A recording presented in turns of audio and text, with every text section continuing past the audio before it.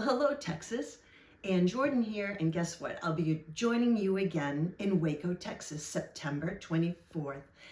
I've been enjoying retirement life in the state of Maine, and I'll tell you what, not much can get me out of here except for a phone call from Texas State Florist Association. I'm so happy to be joining you again. September 24th in Waco, Texas at the Baylor Club. So here's what we have planned. We're going to have a 3-hour hands-on design workshop. There'll be a lot of creativity and a lot of wonderful new tips and techniques for you to learn. We're going to be using flowers that are grown right in the state of Texas. Plants, dried product, you name it, we're going to have our hands on it. Then after that, you'll have time to socialize with other members of your association, and then a lovely dinner.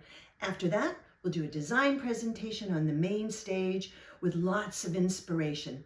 Fall into Christmas, trans-seasonal, it's going to be wonderful. I will see you in Waco, Texas, September 24th. I'll see you soon. Thanks for having me again in Texas.